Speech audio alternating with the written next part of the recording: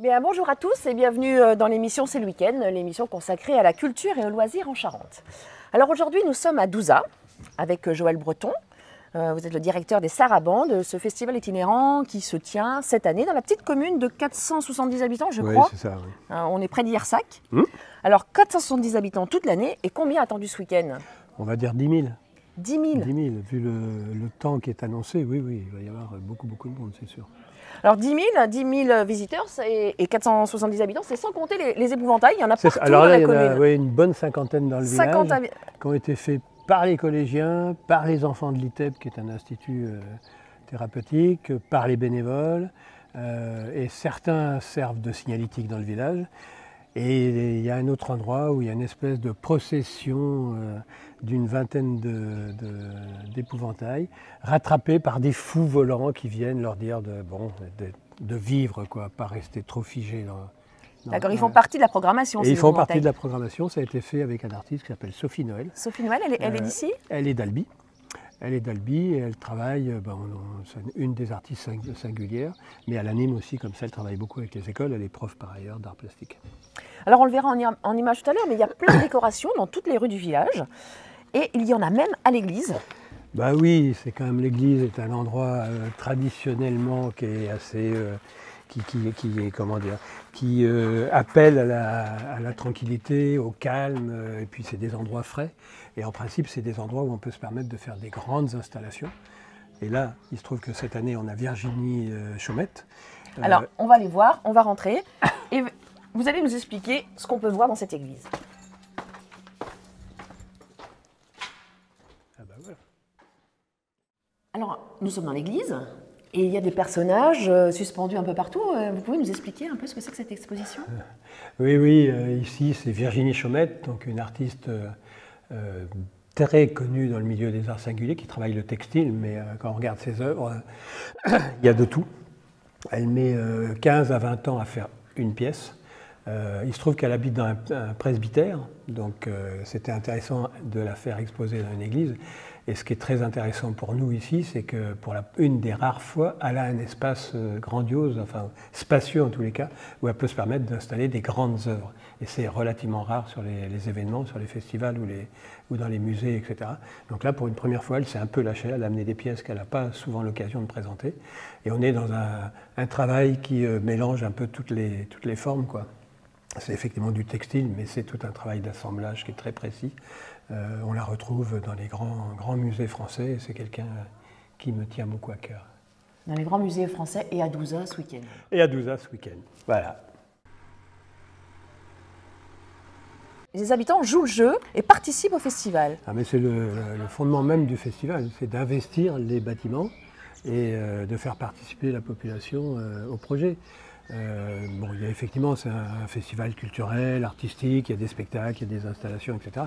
Mais l'un des buts, c'est de faire vivre les lieux, faire découvrir les lieux, le patrimoine bâti, mais le patrimoine humain aussi. On a tous des histoires fabuleuses, on a tous des choses à raconter et à partager. Donc c'est le but, c'est d'investir et de rentrer dans l'intimité des gens, comme on rentre dans l'intimité d'un artiste. Et bien là, on va rentrer donc chez Pierre. Bonjour Pierre. Bonjour. Alors, vous accueillez deux artistes. Pourquoi vous avez eu envie de participer à l'accueil des artistes du festival? Tout simplement parce que depuis gamin, je fais de la céramique en tant qu'amateur. Et puis, moi, j'adore tout ce milieu-là. Et puis, j'avais envie de les inviter, de parler avec eux parce que j'aime bien tchatcher, choper des informations. Et puis voilà, quoi. Et puis leur donner un peu aussi une visibilité?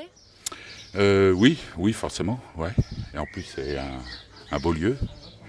L'équipe d'éclairage, elle est géniale. Elle met en valeur tous les différents points. Et voilà, moi, je suis heureux. Quand ils sont heureux, c'est bien. Je suis content. Voilà. Eh ben, vous avez une très belle maison, une très belle expo. On va aller voir ça de plus près. Alors, les Sarabandes, ce sont des expositions, mais ce sont aussi et surtout des spectacles. Bien sûr, Alors, à quoi va ressembler cette édition-là? On a 25 compagnies qui sont là, 60 représentations en tout. On va y retrouver, fidèle à notre habitude, un panel de spectacles. Ça va beaucoup de cirque évidemment, mais il y a des clowns, il y a de la danse, il y a du théâtre, il y a tout un tas de choses différentes. Il y a beaucoup de choses pour les enfants, il y a des jeux aussi. Donc ça s'échelonne. Qu'est-ce qu'il ne faut pas rater? Ah, ça c'est la question piège, parce que comment sortir un spectacle plus qu'un autre. Mais on va dire que les derniers coups de cœur, en tous les cas, que j'ai eu sur la saison dernière, il y a les Josiane. Ce sera samedi et dimanche, c'est superbissime. Il y a un spectacle. Là, on parle de la condition féminine, hein, je crois. C'est ça. Parce qu'on est là pour rire, mais aussi un peu pour réfléchir. Et, En tous les cas, pour aborder des sujets qui sont peut-être un peu plus pointus que d'autres, oui, bien sûr. C'est un mélange, hein, une programmation, c'est un mélange entre des choses exigeantes, pointues, et puis des choses plus de l'ordre de l'animation, en tous les cas du loisir. Donc il y a les Josiane, il y a la compagnie Ici Seulement, qui est un magnifique spectacle poétique sur un mât chinois. Il y a les Galapia, ça c'est dimanche après-midi. On a la compagnie Galapia, pareil, qui est un espèce de circassien philosophe. On va retrouver alors les frères Jacquard, dimanche soir en clôture, enfin voilà, tout un panel de spectacles. L'idée c'est qu'il y en ait pour tout le monde, qu'on ait 5 ans, 7 ans, 10 ans, qu'on en ait 80, qu'on puisse tout au long de la journée avoir des émotions et se remplir de joie par les temps qui courent, c'est pas une mauvaise chose. Exactement. Alors je rappelle que ça commence vendredi, ouais. Samedi, dimanche. Ouais. Vous connaissez le prix? Il y a des passes? Oui, grosso modo, on doit être à 16 € vendredi, 20 samedi et 18 dimanche. Et puis il y a des passes 2 jours ou 3 jours, évidemment, pour ceux qui veulent passer le week-end là. Ici pleut? Il ne pleuvra pas. Et en plus, non seulement il ne va pas pleuvoir, il va faire très beau, soleil, et la plupart des scènes sont à l'abri des arbres, sous des frondaisons, donc ça va être magique pour les gens. Eh bien merci Joël, donc je rappelle que c'est donc vendredi, samedi et dimanche. Et maintenant on rejoint Cerise Jouineau dans les fauteuils du cinéma à la Cité internationale de la bande dessinée et de l'image à Angoulême. Elle a plein de choses à nous annoncer. On accueille mardi 27 juin à 20h30 Marie-Garelle Weiss qui vient présenter son dernier long métrage, son second long métrage qui s'appelle Sur la branche. On est très heureux d'accueillir Marie-Garelle Weiss au cinéma de la Cité.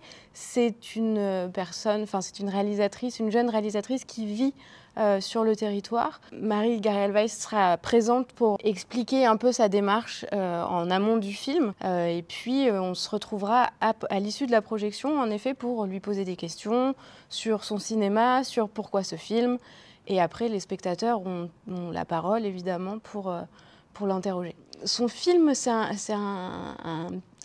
petit objet assez délicieux. On y retrouve Daphné Pataka, que certains ont découvert peut-être dans la série OVNI. En fait, cette jeune fille, cette jeune femme qui a une trentaine d'années, est atteinte d'un trouble bipolaire. Et donc, sa vie est un peu plus compliquée que la normale. Et donc, elle se donne une mission, elle veut travailler, elle a commencé des études de droit. Un peu par hasard, et en forçant un peu le destin, elle se retrouve à travailler dans un cabinet d'avocats. Il y a plein de péripéties, elle y rencontre Benoît Poelvoorde, qui est un avocat un peu dépressif. Sa mission sera de remettre Benoît Poelvoorde dans les tribunaux, de le ramener à la vie.